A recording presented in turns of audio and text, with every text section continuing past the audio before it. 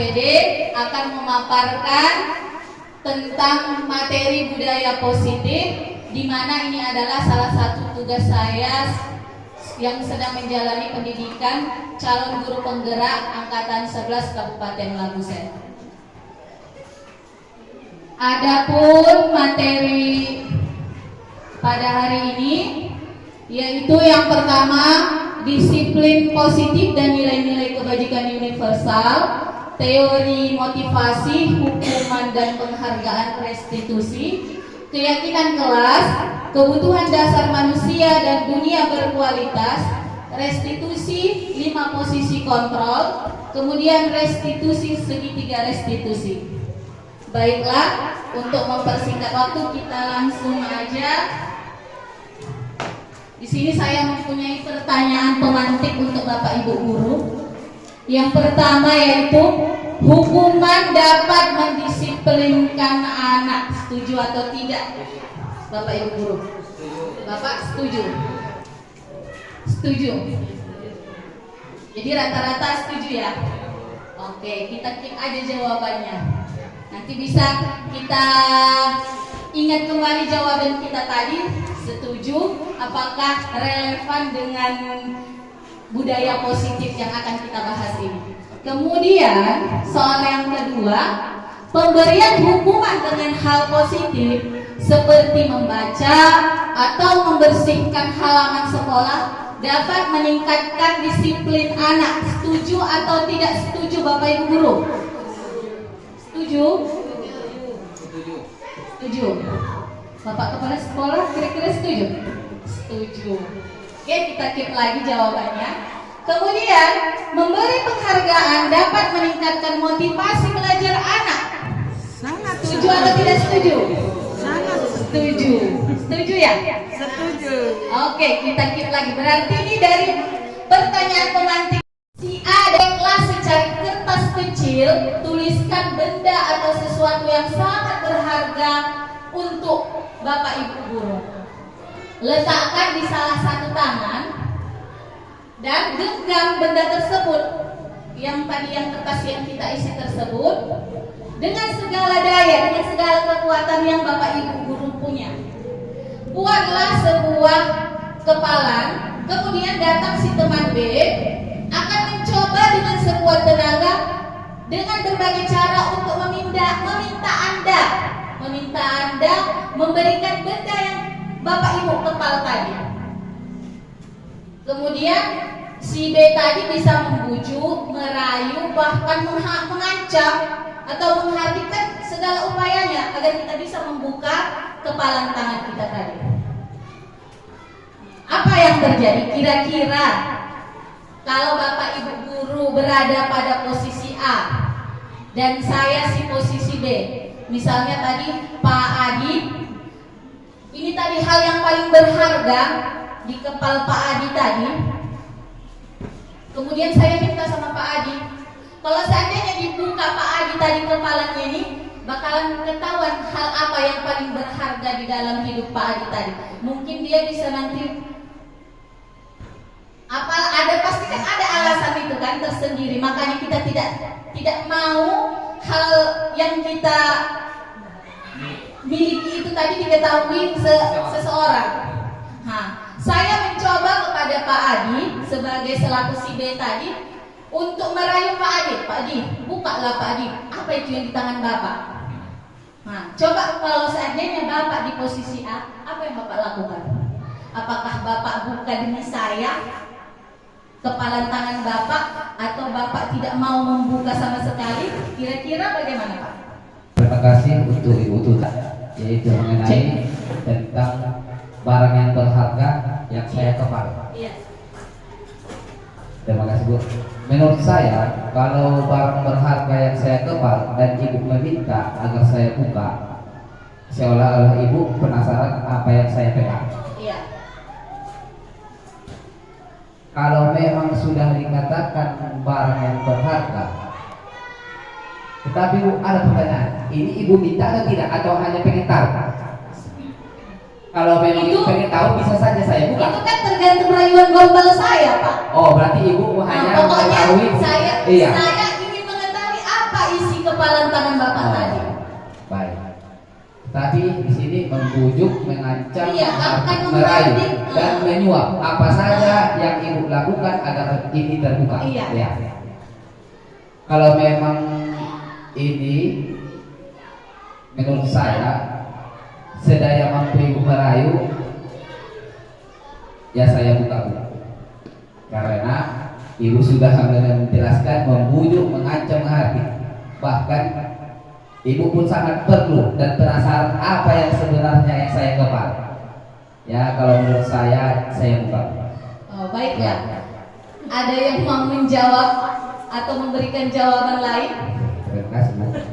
Terima kasih Pak Adi. Ibu Apriyani.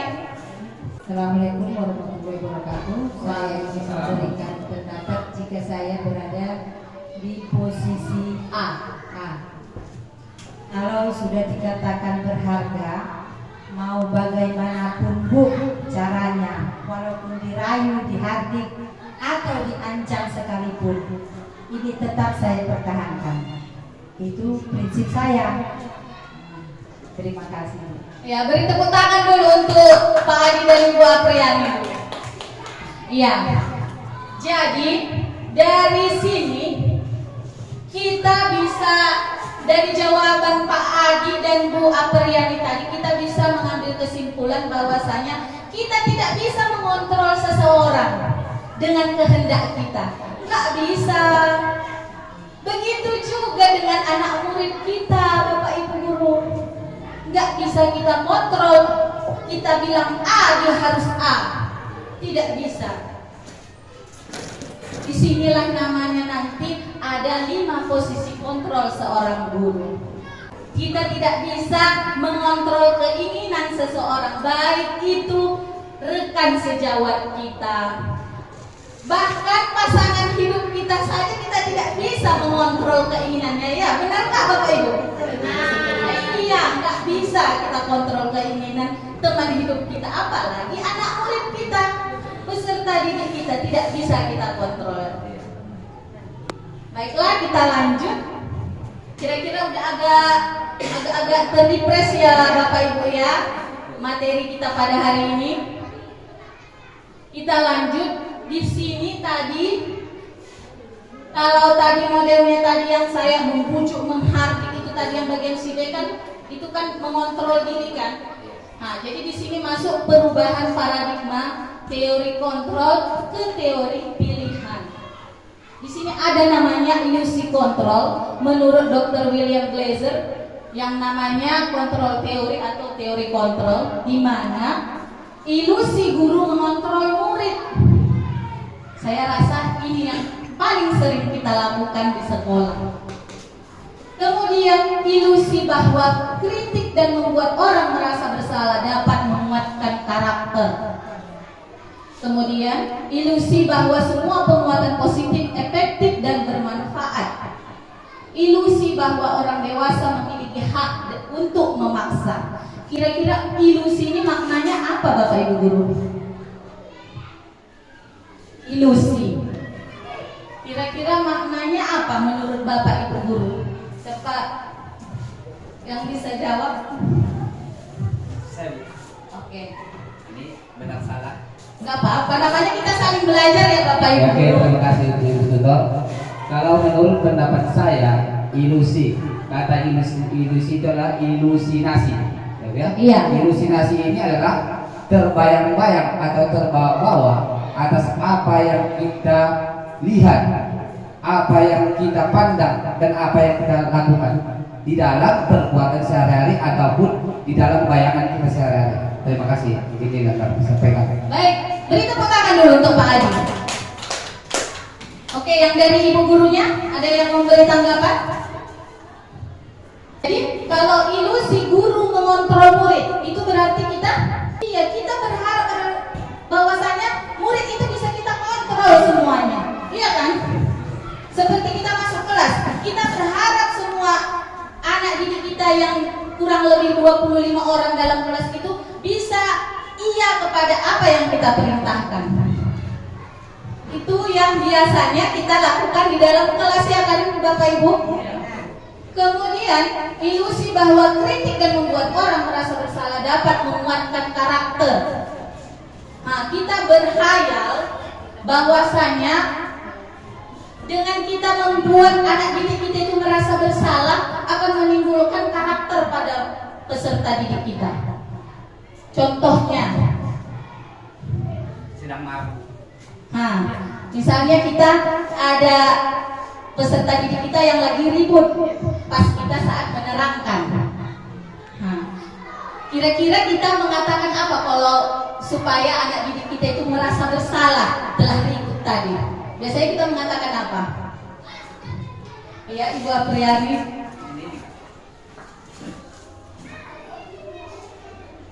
Biasanya kalau membuat anak didik itu merasa bersalah, saya akan mengatakan, aduh nak, ibu udah capek di sini menerangkan dari tadi. Enggak kau dengarkan. Nah, jadi perasaan kita yang capek tadi kita bilangkan sama dia. Otomatis karena ribut dia, oh iya saya salah karena nggak mendengarkan ini. Iya betul sekali. Saya juga sering berbuat seperti itu kepada peserta didik kita. Ternyata itu tidak menguatkan karakter peserta didik kita sama sekali, Bapak Ibu. Jadi percuma kita membuat peserta didik kita itu merasa bersalah, karena tidak akan ada umpan baliknya kepada pembelajaran mereka. Kemudian selanjutnya ilusi bahwa semua penguatan positif, efektif dan bermanfaat. Menurut kita ini, yang di sini kita berkhayal bahwasanya apapun yang menurut kita lakukan itu positif, itu dapat bermanfaat bagi peserta didik kita. Belum tentu kan Bapak Ibu? Belum tentu. Kemudian yang terakhir ilusi bahwa orang dewasa memiliki hak untuk memaksa. Ini yang paling dominan pada diri kita. Yang paling dominan pada diri kita yang ini, yang poin terakhir. Kita merasa lebih besar dari mereka.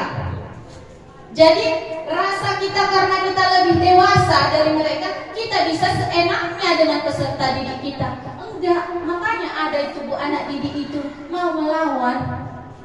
Jangankan anak didik kita, anak kita sendiri kadang mau melawan sama kita. Padahal kita yang melahirkan, kita yang membesarkan, kita yang nyuap, kita yang ngasih makan. Ya kan Bapak Ibu guru? Betul.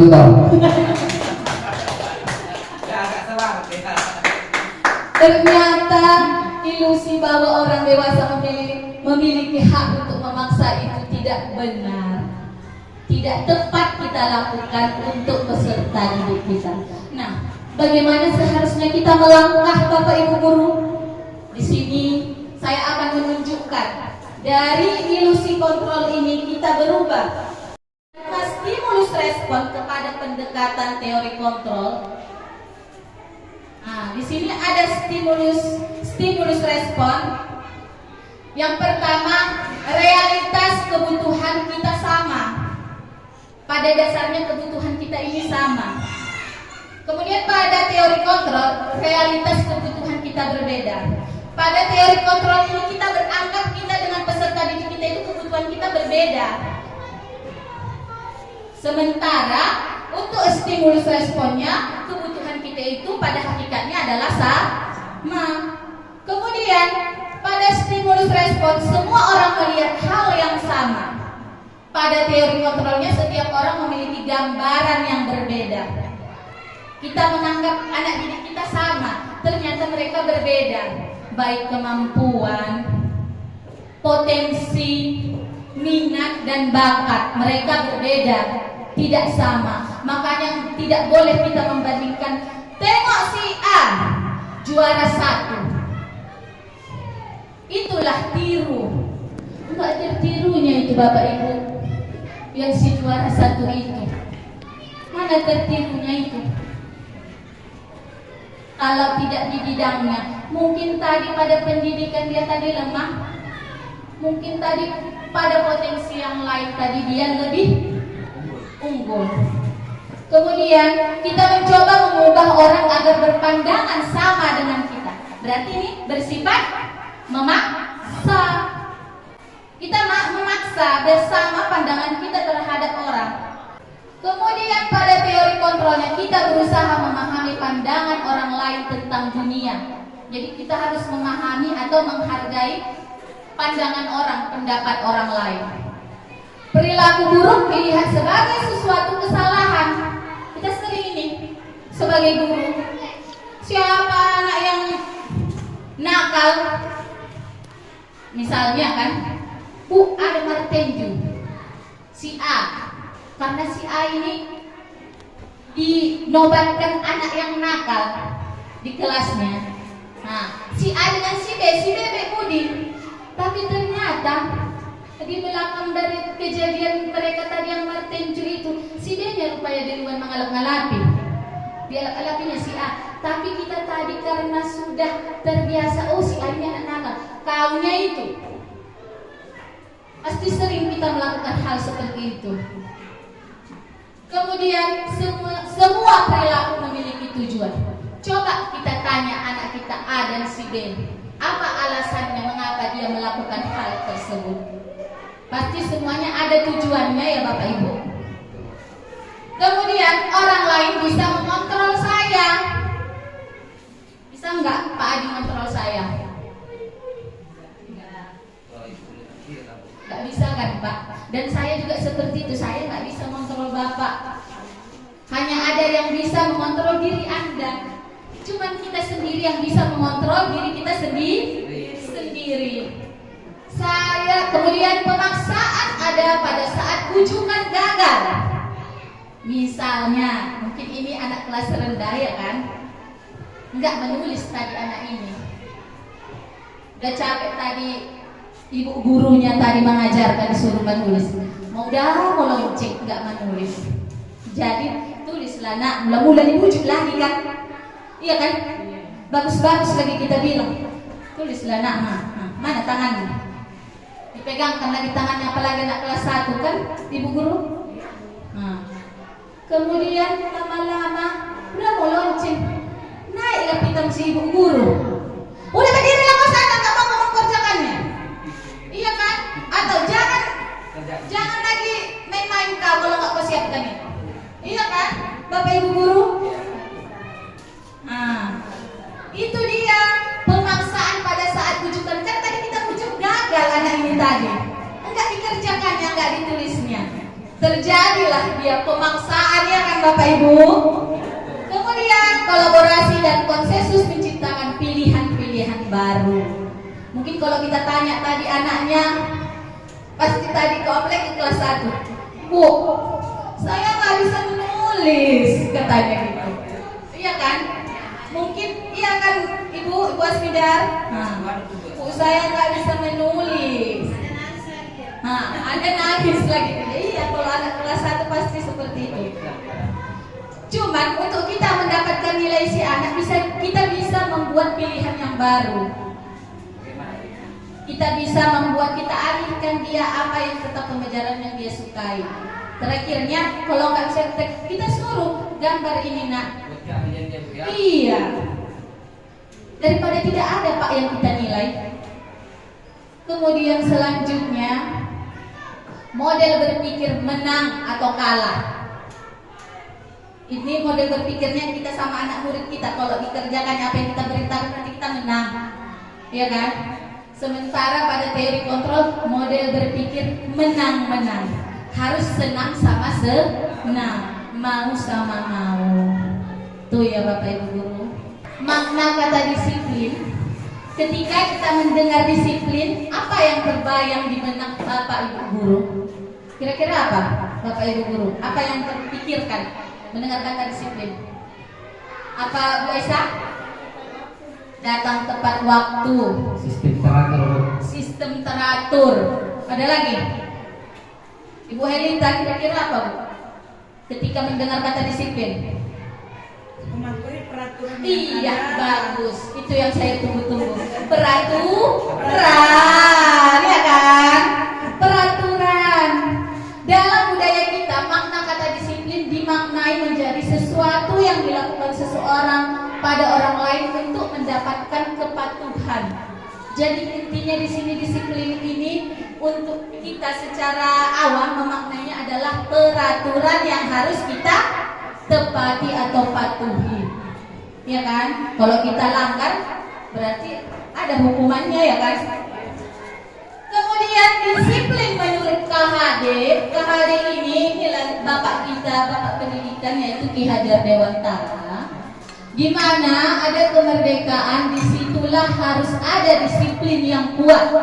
Sungguh pun disiplin itu bersifat self-disiplin, yaitu kita sendiri yang mewajibkan kita dengan sekeras-kerasnya. Tetapi itu sama saja, sebab jikalau kita tidak cakap melakukan self-disiplin, wajiblah penguasa lain mendisiplinkan diri kita. Dan peraturan demikian itulah harus ada dalam suasana yang merdeka.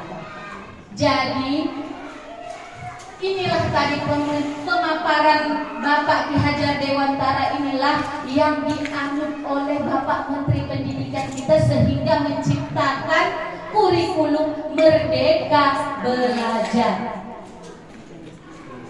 Disiplin itu dengan suasana yang merdeka harus kita tegakkan, tetapi disiplin harus kita disiplinkan dari diri kita sendiri terlebih dahulu. Itu ya Bapak Ibu ya. Harus kita disiplinkan diri kita sendiri terlebih dahulu dengan suasana merdeka yang dimana tidak ada paksaan dari pihak manapun. Tetapi kalau nggak dipaksa nggak dikerjakan Bu, gitu ya kan Bapak Ibu? Kalau nggak dipaksa nggak dikerjakan. Maka inilah yang harus kita rubah paradigma kita. Karena kurikulum kita pun Bapak Ibu lambat namun pasti sudah mulai berubah. Sekarang udah kelas pertama hari itu kelas 1 dan 4, sekarang sudah kelas 2 dan 5 sudah masuk kita kepada kurikulum Merdeka Belajar, di mana kita memerdekakan cara belajar peserta didik kita. Bukan merdeka dengan kata mereka dengan seenaknya, tidak, ada cara-caranya. Kemudian selanjutnya nilai-nilai kebajikan universal. Nilai-nilai kebajikan adalah sifat-sifat positif manusia yang merupakan tujuan mulia yang ingin dicapai setiap individu. Nilai-nilai tersebut bersifat universal dan lintas bahasa, suku bangsa, agama maupun latar belakang.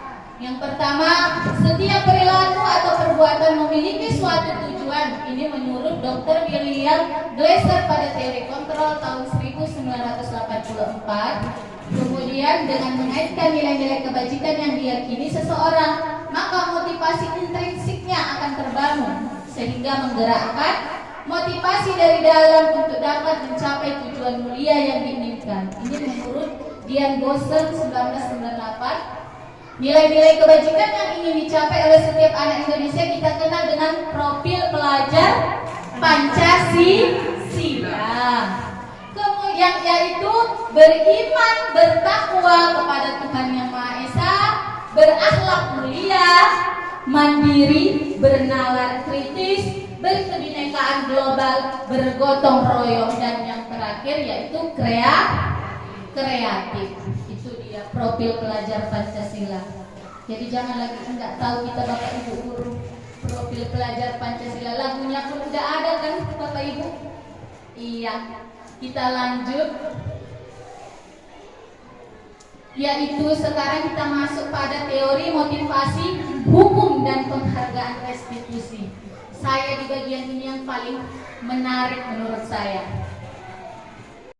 Kemudian untuk mendapatkan imbalan dari orang lain atau institusi, apa yang akan saya dapatkan apabila saya melakukannya? Untuk menghargai diri sendiri, saya akan menjadi orang yang seperti apa bila saya melakukannya. Di sini maksudnya, ini kita pada dasarnya manusia memiliki motivasi apabila ada perintah. Iya kan Bapak Ibu guru? Yang pertama untuk menghindari ketidaknyamanan atau hukuman. Misalnya peserta didik kita datang tepat waktu, Mungkin motivasi mereka salah satunya ini, biar tidak kena hukum. Nanti datang terlambat, coba bangun ya. Nanti kena hukum kalau datang terlambat. Itu motivasinya pertama. Kemudian untuk mendapatkan imbalan dari orang lain atau institusi apa yang akan saya dapatkan apabila saya melakukannya. Misalnya, saya akan menjadi guru penggerak biar bisa jadi kepala sekolah, katanya gitu kan. Kebanyakan Bapak Ibu guru, alasan teman-teman saya seperti itu. Kebanyakan teman saya awalnya motivasinya ikut guru penggerak itu seperti itu. Dan yang satu lagi motivasinya supaya dapat golden ticket menuju PPD. Katanya ya kan, katanya kalau punya sertifikat pendidik tinggal UKIN dan UP aja, kan enak itu Bapak Ibu. Kalau udah masuk guru penggerak, itu motivasi kepada umumnya kami sebagai guru calon guru penggerak. Itu ditanyakan loh Bapak Ibu guru.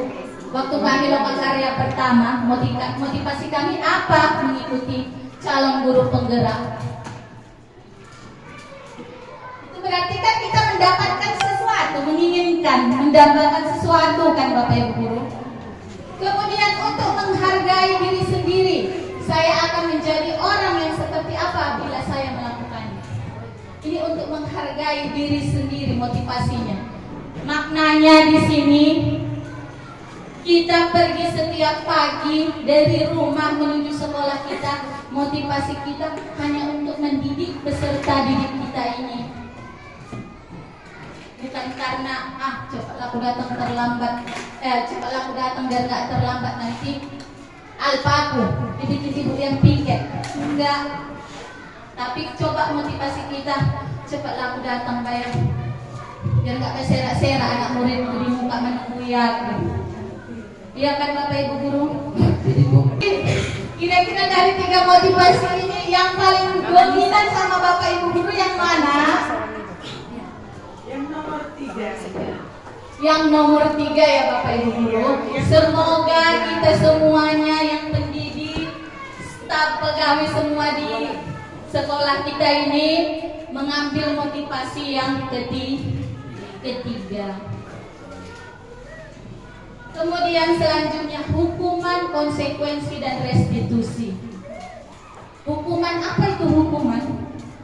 Sebuah cara untuk mengarahkan sebuah tingkah laku agar sesuai dengan tingkah laku yang berlaku secara umum. Kemudian konsekuensi adalah sebuah akibat dari suatu perbuatan maupun pendirian yang telah hendak atau telah dilakukan. Dan yang ketiga, restitusi adalah proses menciptakan kondisi bagi murid untuk memperbaiki kesalahan mereka sehingga mereka bisa kembali pada kelompok mereka dengan karakter yang lebih kuat. Ini pengertiannya. Kita masuk pembahasan. Ya, kepada Bapak Ibu guru saya persilakan untuk berdiri dulu. Berdiri. Iya, kurang semangat. Udah minum yang dingin-dingin ya kan? Ayo. Namanya tepuk semangat baru ya Bapak Ibu guru. Tepuk semangat baru. Prok prok dang dang dang. Prok prok prok ding ding ding. Prok prok prok dung dung dung. Prok prok prok dang dang dang ding ding ding dung dung dung. Prok se aha aha bisa ya? Oke, kita mulai. Tepuk semangat baru. Dang dang dang. Ding ding ding. Dung dung dung. Dang dang dang, ding ding ding, dung dung dung. Se, aha aha, ma, aha aha, ma, aha aha, semangat.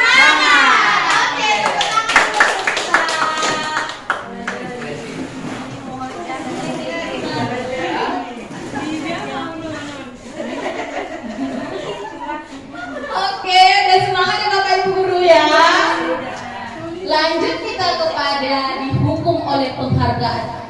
Saya pertama kali membaca ini Bu. Aduh, gimana itu dihukum oleh penghargaan? Apa maksudnya dihukum oleh penghargaan? Coba menurut bapak ibu guru, menurut bapak ibu guru ini kira-kira apa ya? Dihukum oleh penghargaan. Saya coba menjawabnya itu. Kalau dari bahasanya dihukum oleh penghargaan berarti kita melakukan sesuatu untuk mendapatkan penghargaan, berarti itu merupakan hukuman bagi kita. Ya, Misalkan kita melakukan sesuatu untuk mendapatkan penghargaan, berarti itu merupakan hukuman bagi kita. ya. Itu menurut ibu. Iya. Oke, yang lain?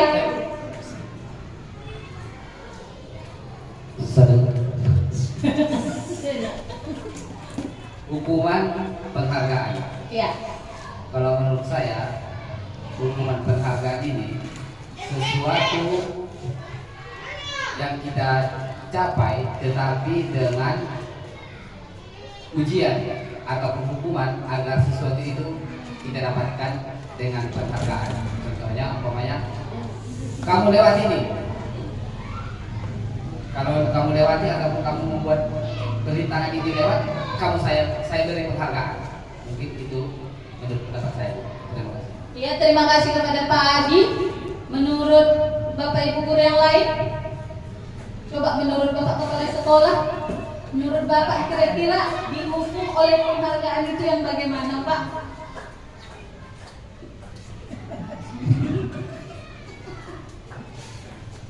Boleh malah kayak gitu, Bu? Enggak lama. Iya, Pak. Bebas asap. Oke.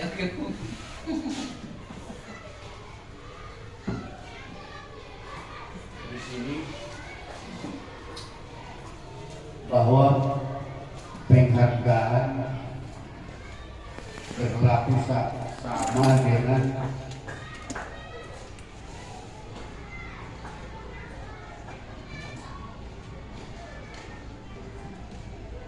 hukuman berlaku sama dengan hukuman dalam arti meminta atau memputus seseorang untuk melakukan sesuatu untuk memenuhi suatu tujuan. Yang ditanya tadi apa? Menurut Bapak, kata-kata dihukum oleh penghargaan itu yang kayak mana? Kata itu aja, dihukum oleh penghargaan. Soalnya saya membaca masuk kami ke modul ini yang paling menarik menurut saya. Kok bisa dihukum oleh penghargaan? Itu tadi maksud saya kan, kenapa bisa dihukum tapi dia Mendapatkan penghargaan, ya kan Pak? kasih ujian, setelah ujian lewat dia dihargai, dapat penghargaan itu maksud saya kan, umpan balik itu. Jadi menurut Bapak, kira-kira kalimat yang dihukum oleh penghargaan ini bagaimana?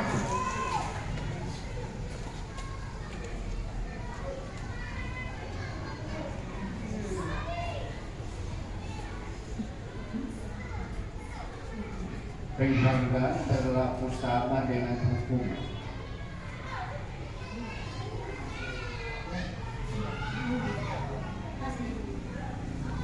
Di sini dihukum oleh penghargaan. Pertama kali saya membaca modul ini Bapak Ibu di LMS kami, saya kaget kenapa bisa dihukum oleh penghargaan. Penghargaan misalnya kita memberi, siapa yang bisa jawab pertanyaan Ibu? Boleh pulang. Iya kan? Itu dominan saya lakukan loh Bapak Ibu. Ternyata itu salah.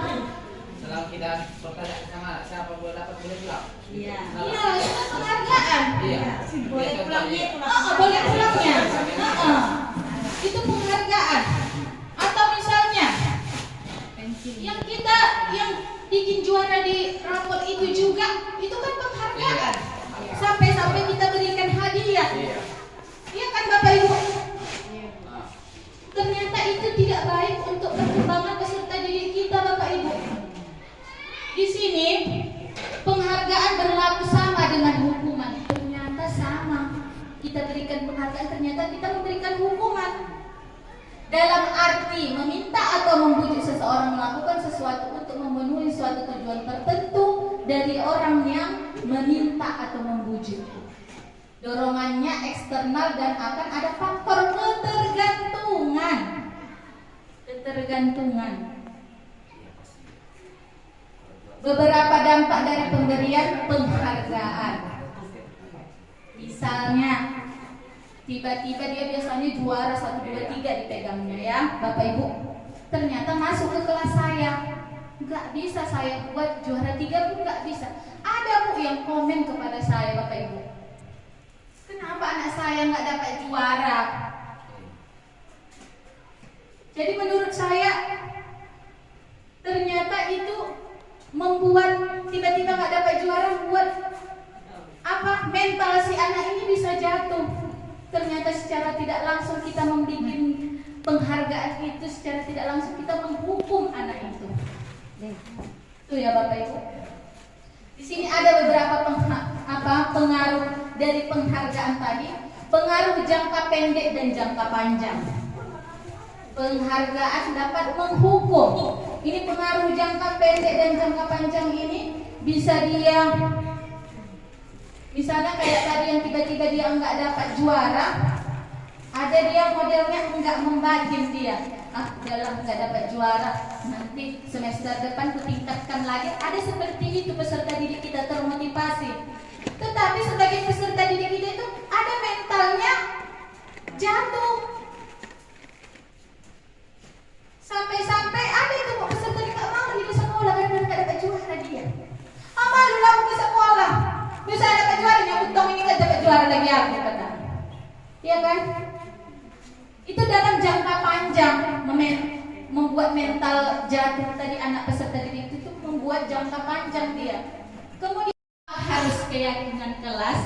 Beda ya Bapak Ibu, peraturan dengan keyakinan kelas. Nah, saya mau tanya, keyakinan kelas sama dengan kesepakatan kelas ya Bapak Ibu?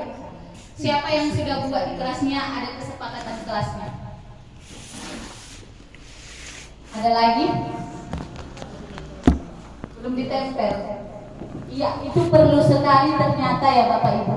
Saya juga selama ini tidak pernah mengerjakannya itu, nggak pernah saya tempel di kelas saya. Sudah saya masuk CGP ini baru saya tahu keyakinan kelas atau kesepakatan kelas itu sangat perlu kita laksanakan di dalam kelas. Mengapa kita memiliki peraturan harus menggunakan helm bila mengendarai kendaraan roda 2? Supaya apa itu Bapak Ibu? Supaya safety ya kan? Kemudian mengapa kita memiliki peraturan 3M pada saat Covid kemarin, menggunakan masker, mencuci tangan, dan menjaga jarak? Gunanya untuk kesehatan kita. Mengapa kita memiliki peraturan harus datang tepat waktu pada saat mengikuti pelatihan? Intinya sebenarnya supaya pelatihannya nggak molor waktunya ya kan? Supaya tepat waktu, pulangnya tepat waktu, nggak mundur jamnya lagi ya kan? Untuk mendukung motivasi intrinsik, kembali ke nilai-nilai atau keyakinan-keyakinan lebih menggerakkan seseorang dibandingkan mengikuti serangkaian peraturan-peraturan. Jadi, seseorang itu lebih mau mengikuti keyakinan daripada peraturan. Lanjut, di sini ada perbedaan keyakinan dan peraturan. Peraturannya selalu kembalikan buku ke tempatnya. Kira-kira keyakinan kelas apa lah yang bisa kita bikin di sini? Kalau peraturannya selalu kembalikan buku ke tempatnya. Bertanggung jawab ya kan? Langsung aja lah saya kasih jawabannya ya kan Bapak Ibu. Capek berpikir ya kan? Capek kali berpikir Bu, udah jam makan siang loh Bu. Nah, selalu kembalikan buku ke tempatnya. Jadi keyakinan kelasnya itu adalah tanggung jawab. Kalau peraturannya dilarang mengganggu orang lain, maka keyakinan kelasnya yaitu menghormati orang lain. Hadir di sekolah 15 menit sebelum pembelajaran dimulai, maka keyakinan kelasnya menghormati orang lain dan berkomitmen. Dilarang melakukan kekerasan, keyakinan kelasnya keselamatan, menghormati orang lain. Kemudian bergantian atau menunggu giliran atau ngantri. Misalnya anak peserta didik kita itu ngantri kan di kantin. Keyakinan kelasnya menghormati orang lain dan bersabar. Jadi untuk membuat keyakinan kelas ini Bapak Ibu, harus kita sepakati, namanya juga keyakinan kelas atau kesepakatan kelas, harus kita sepakati antara kita dengan peserta didik kita. Jangan kita buat kesepakatan kelas kita aja yang sepakat sendiri, kita peserta didik kita tidak sepakat. Itu tidak akan berjalan dengan baik kalau kita tidak sepakat dengan peserta didik kita. Makanya di awal pembelajaran kita membentuk keyakinan kelas atau kesepakatan kelas. Kita tanya peserta didik kita maunya apa, maunya bagaimana. Baru nanti kita cantumkan keyakinan atau kesepakatan kelas kita. Jadi apabila suatu saat mereka melanggarnya, bisa kita tunjukkan, tapi kita sudah sepakat harus bertanggung jawab. Mana tanggung jawabmu, nak? Bisa kita ngomong seperti itu ya kan Bapak Ibu? Karena tadi kita udah sepakat. Itu dia tujuan dari keyakinan dan kesepakatan kelas. Lanjut, kebutuhan dasar manusia dan dunia berkualitas. Ada 5 kebutuhan dasar manusia Bapak Ibu. Yang pertama, bertahan hidup. Itulah kita yang cari makan ini ya kan Bapak Ibu. Mencari makan ini udah jelas itu ya kan, untuk mempertahankan hidup kita ya kan. Kemudian kasih sayang. Kita mengharapkan kasih sayang kepada dari orang di sekeliling kita ya Bapak Ibu. Begitu juga peserta didik kita. Kemudian yang ketiga, penguasaan. Setiap kebutuhan dasar manusia itu ada untuk menguasai. Anak-anak itulah anak kita di rumah. Menguasai, dia main-main itu. Anak saya nomor 2 kayak gitu. Mau dia yang menguasai. Kemudian yang kelima tadi ya. Keempat, kesenangan. Kebutuhan kita perlu ya kan Bapak Ibu. Senang-senang, sekali-sekali refreshing, jalan-jalan. Gajian nanti bisalah jalan-jalan. Nanti ibu-ibu yang baru lulus P3K nanti udah cair bisa jalan-jalan. Bisa.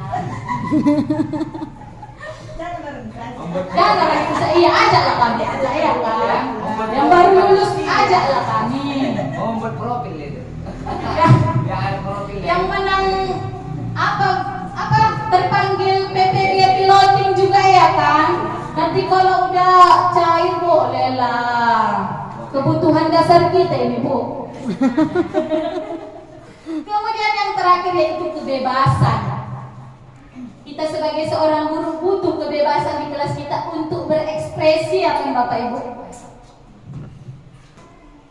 5 posisi kontrol. Kontrol siapa? Guru. Nah, ini Bu, ada 5 posisi kontrol. Yang pertama langsung aja kita ke sini. Penghukum. Kemudian pembuat rasa bersalah. Kemudian teman, pemantau dan manajer. Kita kasih contoh satu aja ya. Guru berbuat, dibuat guru itu dibuatnya hukuman, menghardik, menunjuk-nunjuk, menyakiti, menyindir.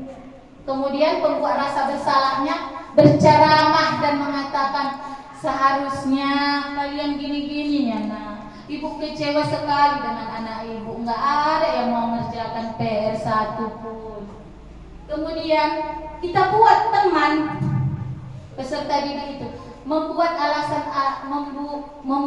alasan-alasan untuk muridnya. Kemudian pemantau menghitung dan mengukur. Kemudian manajer mengajukan pertanyaan-pertanyaan. Jadi dari yang 5 posisi kontrol guru ini Bu, Bapak Ibu, yang paling baik kita lakukannya itu yang terakhir, manajer. Tapi harus adalah ekstra rasa sabar kita terhadap peserta didik yang mau kita hadapi. Kemudian hasilnya, kalau dihukum, hasilnya anak didik itu akan memberontak, menyalahkan orang lain, berbohong. Kemudian hasil dari pembuatan rasa bersalah, menyembunyikan atau menyangkal berbohong. Kemudian kalau hasil dari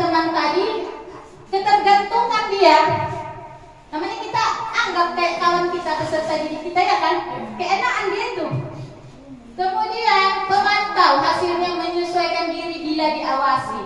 Kalau udah ditengoki nanti baru dikerjakannya. Kemudian kalau manajer hasilnya akan menguatkan pribadi peserta didik kita.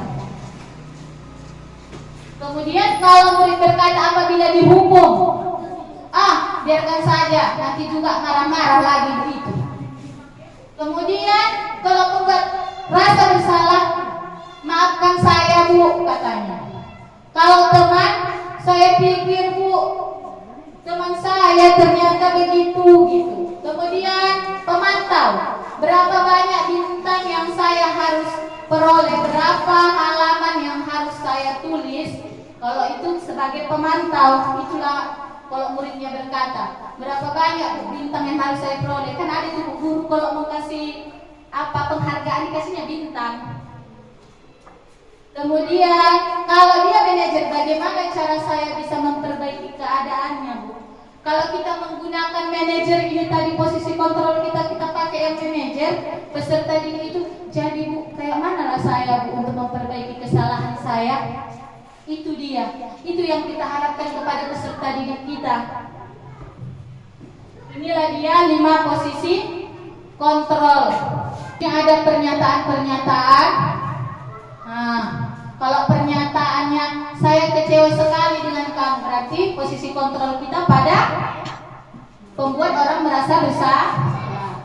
Kalau pernyataan kita kamu tidak pernah benar melakukannya, berarti posisi kontrol kita ada di penghukum.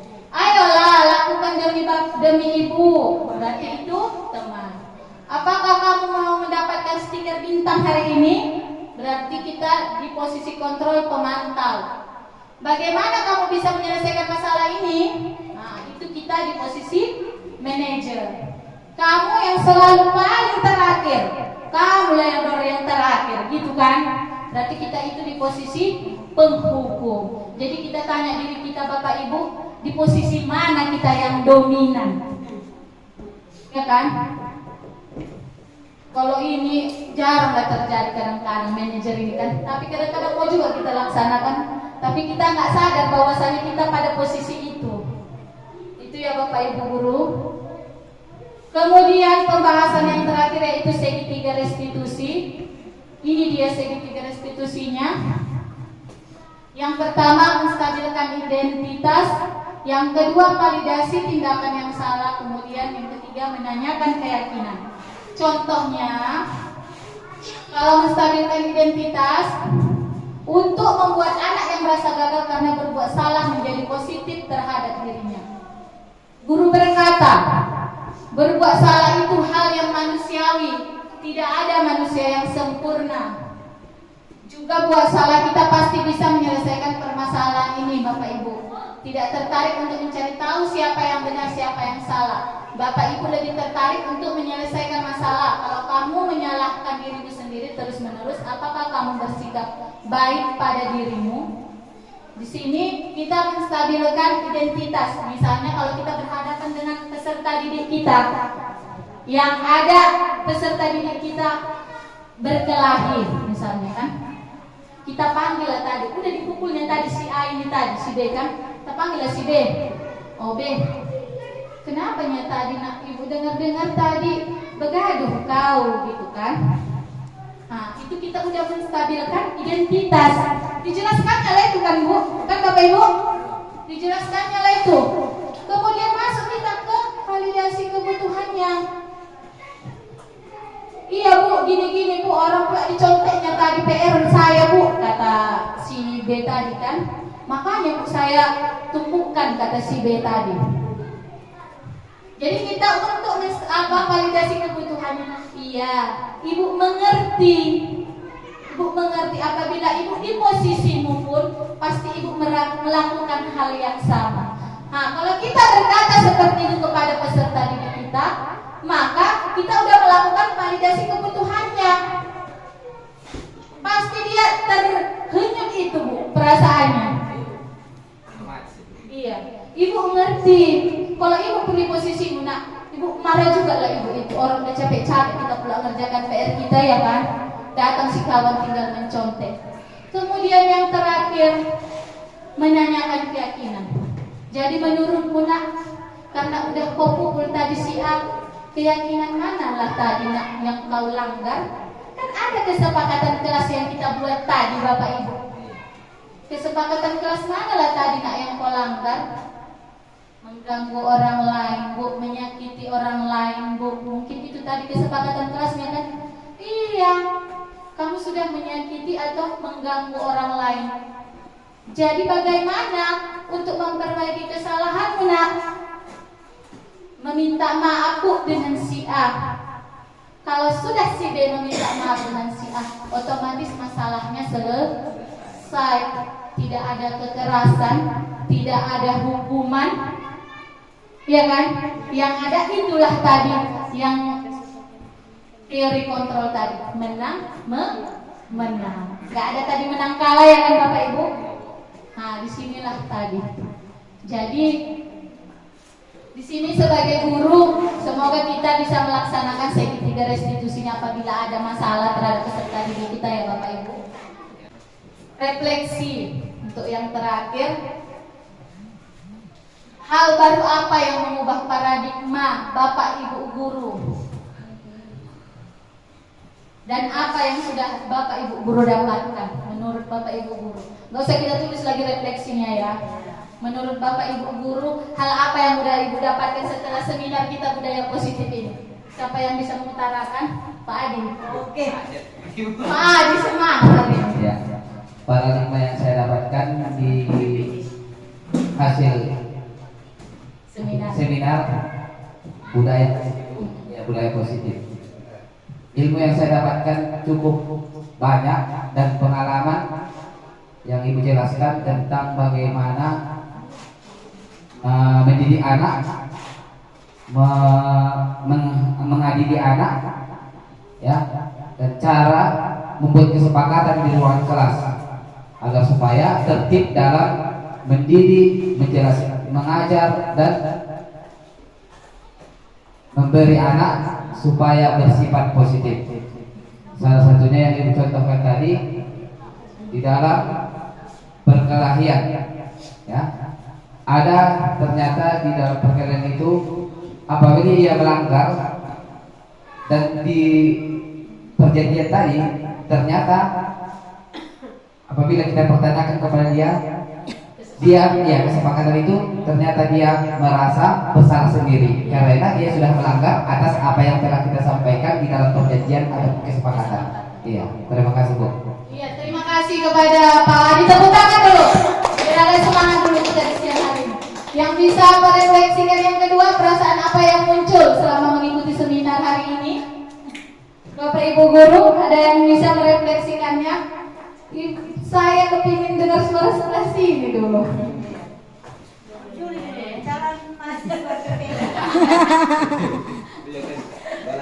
Bagaimana perasaan Ibu? Ayo Bu, cepat kita pulang.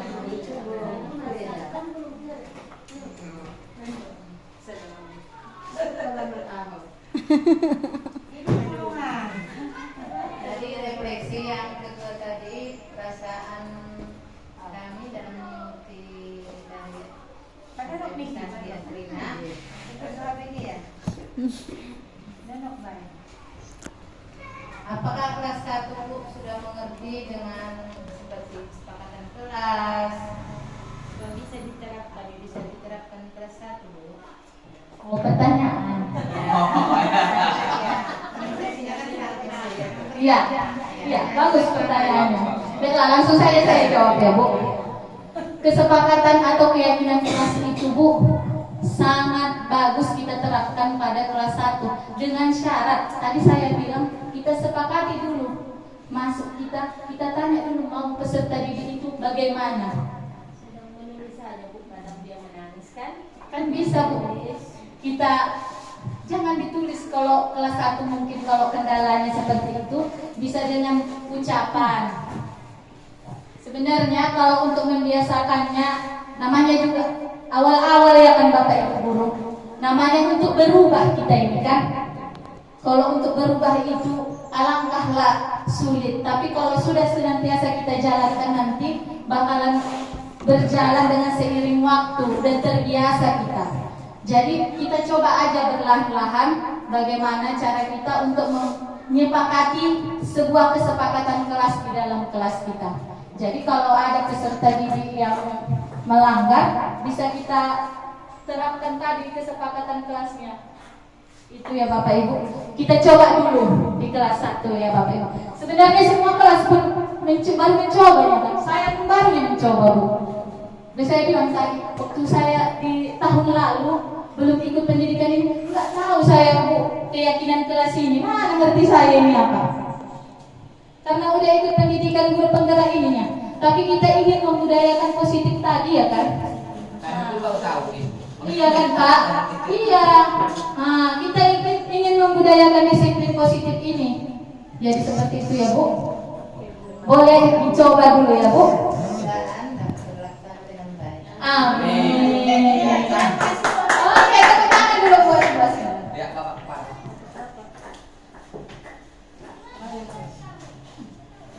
Jadi pertanyaan Ibu apa tadi Bisa. itu intinya apa bisa dibuat kesepakatan kelas sedangkan murid belum bisa membaca, kan itu yang maksudnya itu enggak? Maksudnya apa mudah dicerna orang itu karena masuk kelas 1 Nyambung nggak orang nyambung kalau kita bikin Kesepakatan itu. Apa tadi? nyambung nggak murid itu kalau kita bikin kesepakatan kelas gitu Pak. Kalau anak kelas ini kan tadi kita bikin kesepakatan kelas ya nak, apalagi kira-kira tepat waktu Bu. Kesepakatan kelas kan tergantung ini, bukan kesepakatan kelasnya sama ke satu. Iya, boleh berbeda. Berbeda nih. Boleh berbeda. Enggak mesti banyak-banyak kesepakatan kelas Ibu buat di kelas Ibu. Ngapain banyak-banyak kalau nggak terlaksana ya kan Bapak Ibu? Iya, tergantung apa kesepakatannya. Beda-beda itu. Saya pikir tadi maksud Ibu sedangkan kelas 1 belum bisa membaca kan gitu itu. Tadi ternyata enggak itu kan. Kesepakatannya tergantung apa kesepakatan kelasnya. Jadi untuk apa yang disampaikan pada hari ini itu guru kepada murid. Kalau Ibu sampaikan kepada murid seperti itu, sebelumnya guru dulu. Nah, kalau guru tidak melakukan, bagaimana murid melaksanakan? Nah, umpamanya ada di situ terlambat gitu ada tadi kan? 15 menit sebelum dimulai hadir. Datang murid terlambat. Ibu sampaikan sama dia. Kenapa kamu terlambat? Adalah umpamanya apa itu sama dia. Oh nanti kalau dia tukang protes, ibu pun terlambat di sini. Ada juga Pak, memang ada. Pasti ada ya. Memang tukang kritis dah. Orang yang apa pula kan Pak. Nah, jadi untuk melaksanakan apa yang disampaikan, yang gurunya dulu melakukannya terhadap diri dia, baru pada murid. Jadi begitu ya. Baiklah, terima kasih kepada Bapak Kepala Sekolah. Ada lagi yang mau bertanya Bapak Ibu? Udah? Baiklah. Udah siap lagi kita ini kan untuk berubah? Siap berubah Bapak Ibu? Siap. Siap berubah ke yang lebih baik? Siap. Siap melaksanakan disiplin positif? Siap. Awali dengan yang paling gampang saja terlebih dahulu. Diawali dengan diri sendiri. Sebelum saya akhiri seminar ini Bapak Ibu, izinkan saya akan berpantun. Pergi ke Sinabung, lupa balik. Perginya dengan rombongan wisata. Mari kembangkan praktik baik dengan melaksanakan budaya positif di sekolah kita. Assalamualaikum